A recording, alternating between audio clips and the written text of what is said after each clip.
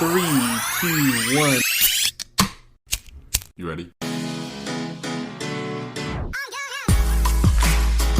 You're listening to the Real Pineapple Podcast Network.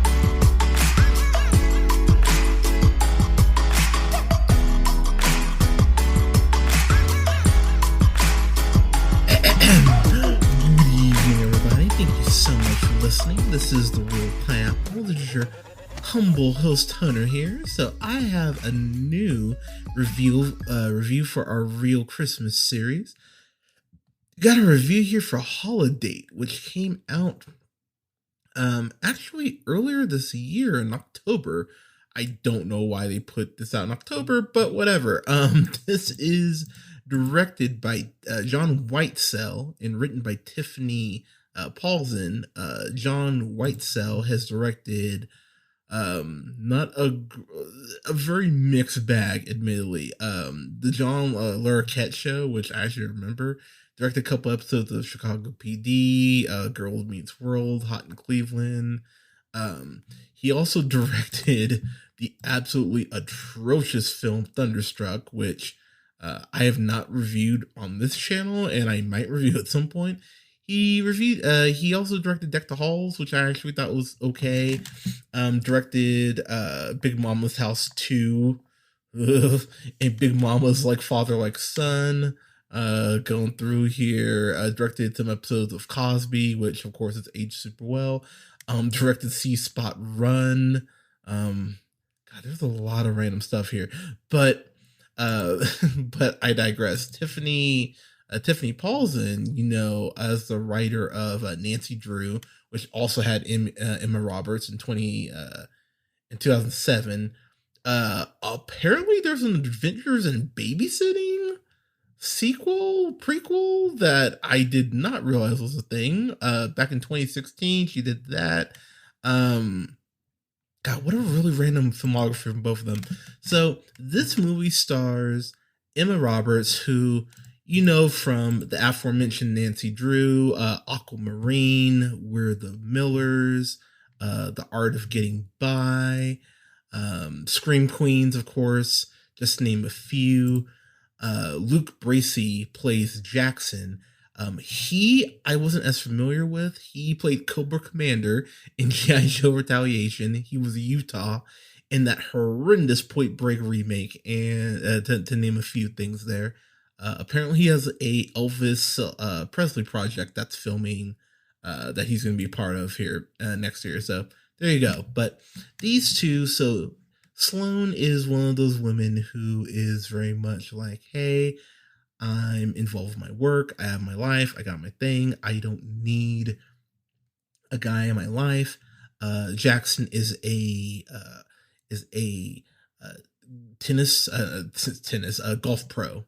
Pardon me. He goes in and helps people actually learn how to play the game. And so they run into each other randomly at a mall where Sloane is trying to return some pajamas that her mom gave her. And I have to say, something that I genuinely love about this movie, Frances Fisher plays her mom, Elaine. Elaine, of course, from Titanic, Unforgiven, Lincoln Lawyer, True Crime, just to name a few. And Elaine and Sloane, for me, I thought had incredible chemistry. They don't have a lot of scenes, I don't think, together, but the scenes that they do have, I thought worked incredibly well, because Elaine is just that mom where she's like, oh my God, you're not with someone. We have to find you someone. I'm going to hook you up with someone. And it's as uncomfortable to watch as I would imagine it would actually be in that situation. Just to put the onus on myself a little bit, as someone who went through quite a bit of their 20s being single, my mom was never this pushy as far as, oh, I need to introduce you to this person, or, oh, what about this person, and all that. And Elaine, the way that her and Sloane interact, it is so uncomfortable because it's a completely real interaction. It feels like you're watching more of a documentary at points than you are watching a film, because the way Sloane is like, I don't want to be with anyone. I am completely content being with myself, and how Elaine is just really not taking no for an answer. I really found myself endeared to Sloane because I really wanted her to just get out of this shitty situation that her mom keeps putting her in, which again, admittedly, while great for comedy, taking a half step back, you go, "Oh God, that's actually really quite terrible." Kristen Chenoweth plays Sloane's aunt, her aunt Susan, and as someone who has an aunt Susan, that was something that was a little bit trippy to hear that. But Kristen Chenoweth, you of course know from multiple singing roles. She's kind of fucking talented. Um, I mean, I think about her as being on BoJack Horseman. That's honestly what my brain goes to first. Or yeah, I think she's absolutely incredible. So, what I love about Aunt Susan is that Aunt Susan is very, as the young kids would say, rat shit. She's out there in the club. She meets this Santa Claus, this Black Santa, which props to this movie for putting a Black Santa in it. She goes ahead and hooks up with this Black Santa, and she's just really doing her thing. She has another she has a new guy every couple days.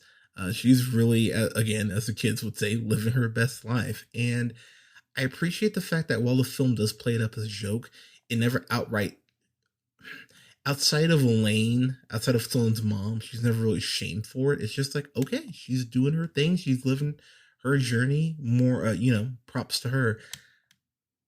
Sloane, unfortunately, doesn't have that level of self confidence. She has gotten out of a breakup somewhat recently. And something that I do appreciate about this film, it starts at Christmas, it ends at Christmas. So you really get a year of Sloane going through her bullshit, trying to figure out who she is, independent of being with someone. But as someone who's been through this as well, sometimes when you see that X, it just really fucks up with your total it really fucks up your total mindset. And there are a couple points where she does run into her ex, and you really just feel how incredibly tense the situation is because she clearly still gives a damn. He's clearly moved on.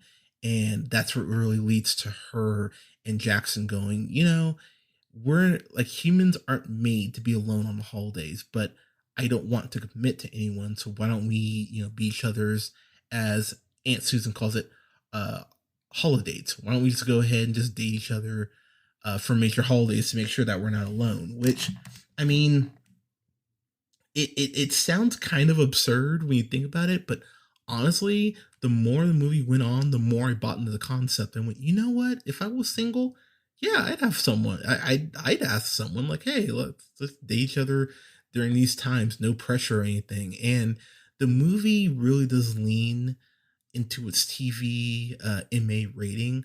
There's a lot of sex jokes. There's a lot of innuendos. A lot of uh, referring to body parts.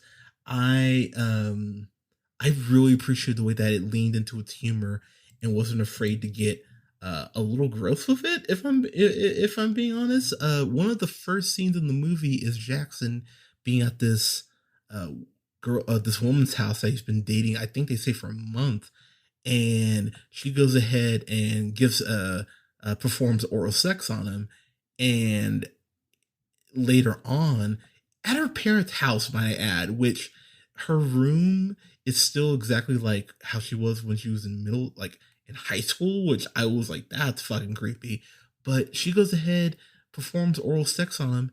Later on in that, like the next scene when they're still at her parents' house, she gives him a present, gives him three pairs of khakis, because she doesn't know what size he is, and he even kind of goes like, "Well, I didn't, get you anything." And first off, she said, "Don't get me anything." Secondly, she goes, "Oh, so I'm good enough to I'm good enough for you to come into my mouth, but not good enough to get me a present." And I remember looking at the timestamp, going, "This is 12 minutes in, and they're already going here." Like, I really appreciate the fact that it gets pretty dark from jump. There's a point where Jackson's trying to leave because why the fuck wouldn't you after a girl you hooked up with said that, or anyone who you hooked up with would say that. She brings up the fact because he even tries to give her money. He tries to give her, I think, $40 initially, and she goes, "Oh, we had sex twice. I'll take it for 80." So then I'm like, well, okay, then the passing of money is happening in exchange for sex. That's a whole nother thing right there. But again, I really appreciate the fact this movie puts these characters in some very uncomfortable situations. And if you've listened to podcasts for any amount of time, you know I love uncomfortable humor. That's why I'm watching Curb Your Enthusiasm right now and absolutely loving it.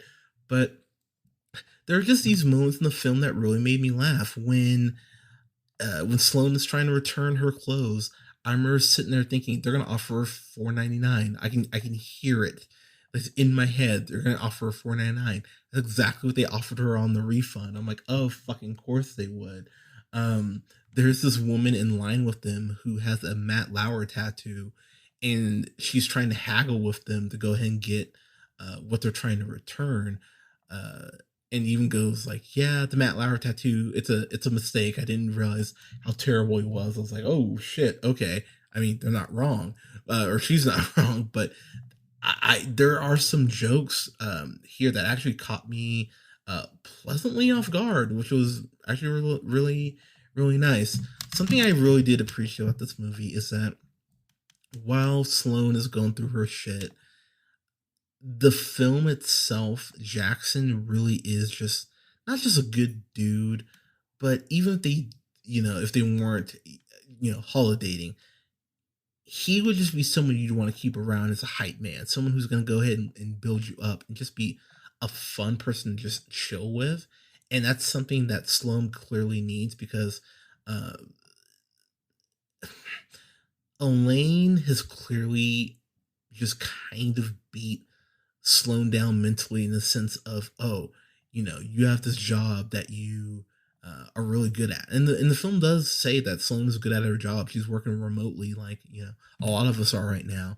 But Elaine even says like, oh, that's what you wear. That's what you wear to your job. She's like, I'm working from home. I want to be comfortable. Oh well, see, that's why comfortable is why you can't get a man. It's shit like that where you go, golly, like ease up, Elaine. But again, that's something that's unfortunately very real, and that's something that I mean I've had to have friends of mine even kind of fill me in on, and I've definitely felt at that point where I feel like, oh wow, I can't get a good date. Maybe it's me, and I really appreciate how they go through Sloane's psyche in that aspect and kind of let her be okay with being fragile. Of course, she does. Her and Jackson, of course, have some big blow up near the end. But something that I really did love is the way that they bounce off each other. Luke Bracey and Emma Roberts really have genuine chemistry. So while there are points where I think some people might argue uh, this is slow, um, I really just enjoyed this really from start to finish. There's a scene somewhat early on where they go to this party, and they're doing the whole, oh, tell me about that person. Like, oh, this person, like slit in the dress, like is dressing like that because like like she had a really shitty relationship last person she dated or what have you. Like they're psychoanalyzing these people, and that was something I found incredibly enjoyable and laughed really hard at. And for me too, uh I love that Jackson at points is calling Sloane out on her shit because Sloane is just such a negative Nancy. There's just that point Jackson looks at her and goes, who's the dickhead who ruined rom coms for you? Because it feels like she is just so down on herself in general. You just kind of go like, okay, you're a gorgeous girl, you have a good job, like you're very witty, you're charming. Like, why are you so down on yourself? And I appreciate the film kind of have that message um does have that message out there that sometimes it is okay to be by yourself, but honestly you need to be comfortable. And I think that's something that people should take away in general is just being okay with yourself before you look for a relationship. I know myself, I have friends of mine who have really identify themselves only because of their relationship. And that's such a slippery slope and so unhealthy. And it's really something that I'm happy this movie really did get into with Aunt Susan.